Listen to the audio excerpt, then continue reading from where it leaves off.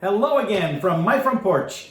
Well, today I want to do something. I really debated whether I would even do this one. Obviously, I am doing it because here we are. But the reason I'm going to do this is because I don't believe I'm alone. We're going to talk about President Trump. And so if you don't like the topic, I'm letting you know right off the bat, that's the topic. But you see, the problem is the interpretations of Trump tend to veer to extremism. There are people who love him, and there are people who loathe him. And from their vantage points, there is no in between. You're either with us or you're against us, meaning you are by default with the other camp. And so if you say anything positive about President Trump, well, obviously you must be a pro-Trumper.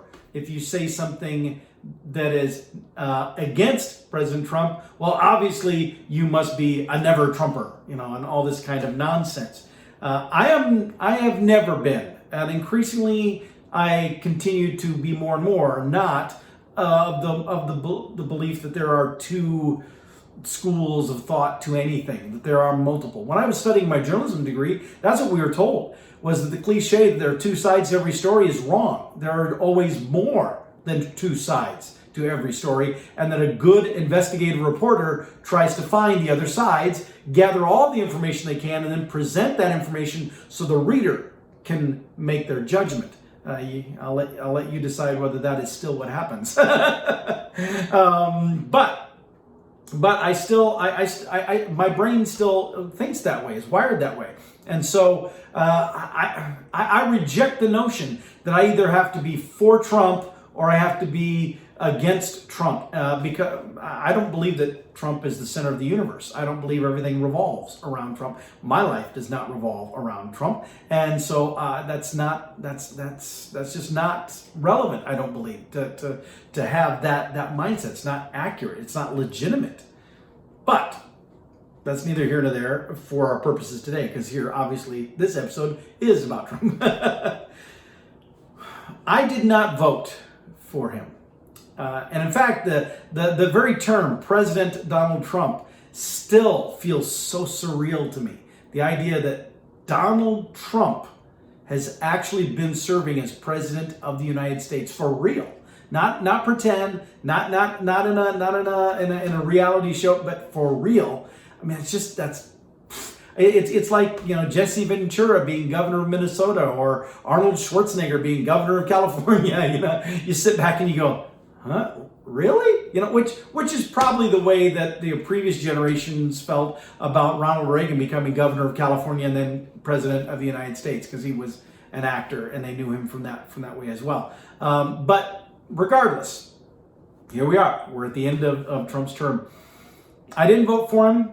And in general, I have not supported him. I've definitely not been an apologist for him. There have been some things that he's done that I haven't, that I've actually appreciated, that I've liked, that I've supported even. And every now and again, there would be something that he did or something said or something that came out of his administration, and I would go, that's pretty, all right, here we go. We're getting there. We're getting there. And then he would start tweeting, and I would be like, oh. Because I have described President Trump, or just Donald Trump in general, but he is president, I've described him as an overgrown playground bully. And that I think is a really good summation for him. The only word missing from that is raving egomaniac. And I say that with a bit of a chuckle, because it's like, what else can you do but laugh about it? But here's the problem. I do believe Donald Trump had the capacity to be a pretty impactful and effective president. The problem is Donald Trump didn't make his presidency about being president for us. He made his presidency about being president for himself. Everything has been about him. And that carries through in everything. And that's where he continually has lost focus and lost ground, at least with me. Because even when he would be pursuing something that was really good, he would always have to stick himself in there and be like, hey, everybody, look at me, look how great I am. And I'd be, oh, really? Shut up, Donald. Just. Now, understand, I respect anybody who's the president. I didn't agree with a lot of Barack Obama's political views, but I still respected him as president. And frankly, I think he seems like a pretty cool guy, just on his own. I mean, if he was my next door neighbor, well, obviously it would mean I had a lot more money. But if he was my next door neighbor, I can see him as being a fun guy to hang out with. Politically, didn't see eye to eye. But George W. Bush, I also didn't politically see eye to eye quite a bit. And he seems like a nice guy too. And so, Donald Trump, on the other hand, politically, I agreed with him several times. But as a person, I have never been able to accept him as a decent human being. He just is not. He is a smarmy used car salesman. He's a wheeler dealer. That's who he is. Now, I say those things and those are derogatory, but I had hope when he came into office that those traits, those aspects would actually be useful. I didn't mind the idea of someone who is not a career politician stepping into that role and having no regard for the protocols and the traditions of just wiping the slate clean, oversetting the apple cart, turning everything on its ear, and making everybody actually have to stop and say, why do we do this? Well, you can't do it. That's not the way we do it. Well, why do we do it that way? I like the idea of that. And I think, I do believe that the Trump administration had genuine potential to do those kind of things and achieve some really cool stuff. Unfortunately, it continued to always be about Donald and not about the nation. And that's where it went off the rails every single time, at least for me and for a lot of other people I've talked to. Again, I've talked to people who are partisan activists, extremists. And, they will tell you all the reasons why he's a wonderful guy, and they'll tell you all the reasons why he is evil incarnate. I don't believe either of those is true. I just don't. I think he's a thug, but I don't think he's evil. The normal people that I've talked to, they all agree. They all feel that way. There have been several things that he's done and said that they like, but then he does stuff that just makes them cringe, and it overshadows the stuff they liked. And then we get now to this recent event of this incursion at the U.S. Capitol. Now, all summer, not all summer, but quite a bit during the summer, we saw riots. And even last year in 2019 or 2020, and all through the year, but even before the COVID stuff hit, but we saw riots. We saw protests, and a lot of those protests became riots as the day and the time went on. And what we were constantly told was, you can't judge the protesters for the riot that happened later, because that was a small subset. Why? It might not even have been the protesters. Could have been other groups coming in and hijacking the protest to just destroy stuff. Of course, if it was a left-leaning protest, well, it's the conservatives that are coming in and they're turning it into that. If it was a right-leaning protest, it's the liberals coming in and doing that, whatever the case was. Personally, I'm a big fan of the anarchists theory, that there are individuals out there who aren't here or there. They're just here and they're causing trouble. But again, that's neither here nor there. But the point is, all that time we were told, don't judge the mobs, hold those people doing the destruction accountable. But even at that, we were told not to even hold them accountable, to understand their frustration, to understand why they are acting this way, and then we need to take their complaint seriously. Well, then we come to the recent events in Washington, D.C., where you have a huge mob of people show up for a protest. I honestly was blown away at the pictures of how many people were there. I was shocked. I could not believe how many people showed up there. But Donald Trump just had to go out and talk to that group. And he just had to tell them to march down to the Capitol and let them know your dissatisfaction. Let them know how you feel. And he had to tweet things that, I don't have copies of those in front of me, but tweets that were so unnecessarily abrasive and sounded like marching orders to those who were rabidly wanting to impact something. And there was that huge ocean of people. They all didn't descend on the U.S. Capitol, but a portion of them did. And just like the other riots we saw, you had the protest that was then overshadowed by the idiots who went in doing damage and destruction. I never support rioters. I never support people doing damage and destruction. But I'll tell you what, the individuals who broke into the Capitol building, I have even less respect for them than for people in Minneapolis or wherever that were destroying businesses. And the reason I say that is because those individuals that broke into the Capitol building, they were desecrating our center of government. It was ours.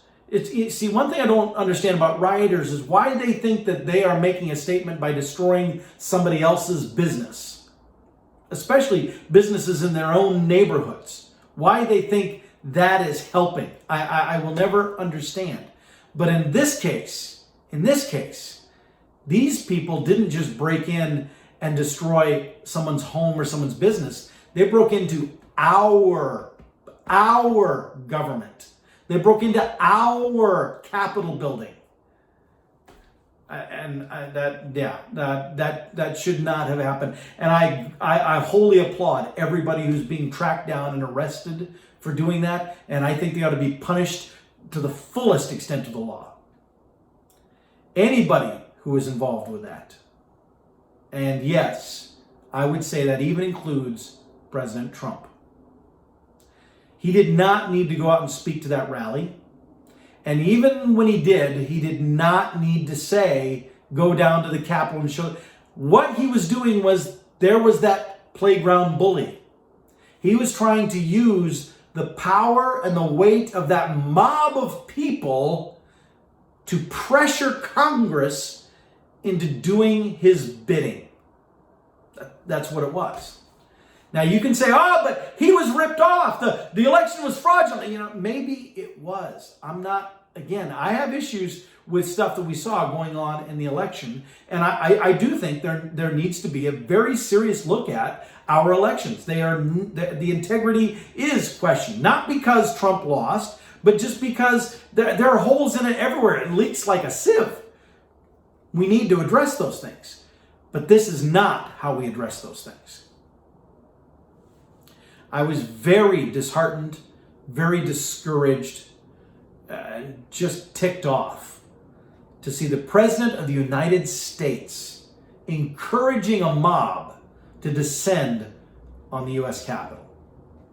And people say, well, but he didn't tell him to break in. He didn't tell him to go do stuff. You can't hold him responsible for that. No, he didn't tell them those things. However, he did tell them to go there, and he did encourage the aggression. You can't dodge that. Now, as I've said, I had high hope. Maybe Pollyanna hope, I don't know. But I had hoped that he would rise to the occasion and that he would do the job, and it might not be perfect, but some really interesting things could come out of it. And I do think some interesting things have come out of it. But now those things are all going to be overshadowed because of what he has done and said here at the very end. And it was driven by his desire not to lose. Once again, it became about him rather than everything. If he was really thinking about the nation, he would have taken a step back and looked at this in the long term, the long game. How do I take what's going on and utilize this to mobilize an initiative that when I'm out of office now, I can continue to bang this gong, I can continue to push, I can continue to keep myself relevant so that in 4 years, I can try running again. That's what he should have done. Now, I don't know that it would have helped. I don't know. But that's what he should have done if he was really thinking in that way. But he wasn't. He was only thinking about, I don't want to lose this election. And now here we are. Discussions that the vice president and members of his own cabinet might be considering removing him using a 25th Amendment. You have members of Congress in the House, which is still controlled by the same Democrats who already impeached him once on strict party line. You have them already talking about wanting to file another round of impeachment. There's less than 10 days in his administration now, and they want to rush through an impeachment. I think that's a mistake. Now, understand, I think he should be punished. I think he should definitely be punished for his involvement. We have freedom of speech, but you still can't go into a movie theater and yell fire because of the panic that would create. I mean, unless there is a fire, of course. But if you go in and you yell fire and everybody goes scrambling out and stuff gets broken, people get trampled and stuff, that's irresponsible. That is putting lives in danger. And freedom of speech doesn't cover that. Well, it ought not cover what he did either. So he does need to be held accountable for that. And he can be. And in fact, in less than 10 days, he won't even have the power of the presidency to hide him, to protect him. We need to pursue him the way we would that person that yells fire. Going after him as an impeachment, actually the 25th Amendment, I would even support that. If that were to be done, I would support that. But the impeachment, scrambling something through like that last minute, and it'll again go party line vote. There's no believability to that. There's no. It only looks like a partisan grudge match. Just a vendetta on Nancy Pelosi's part, and that just waters down the impact of the legitimacy of any such action. And so that's why I think that's a bad choice. 25th Amendment, though, I would support if his cabinet do that, if they feel that's the case. And then once he's done with his term, then I would totally see it being fine for him to be charged with whatever relevant crime it would be for instigating that activity that caused the subgroup of that protester to go to the Capitol and wreak the havoc and ransack it the way they did. That should not be allowed to stand at all. And I mean, we have to draw a line somewhere. Now, I will say this, and I know there are people who disagree with me on this. I will say this. By my observation, Donald Trump has been a president who has had to deal with critics attacking him every single day of his presidency, which is unheard of. No other president has had the level of onslaught and pressure placed on him that he has had. Now, the flip side of that is he's brought a lot of it on himself because his tweeting and stuff, he would leave himself open to being attacked. But it's tradition that every president gets their 100-day honeymoon, and they get to start getting up to speed, and then we start critiquing him. He didn't get that. In fact, he started being attacked before he even was sworn in. There were members of Congress already talking about looking for ways to impeach him before he even was sworn in to be president. So I mean, he had this target on him, and he has been unmercifully attacked every step of the way. And the problem is those attacks only pushed him more and more into the corner where he's then coming out swinging and defending himself and, being Donald, having to show he's tough to show that he can put up with being attacked like that and handle his detractors.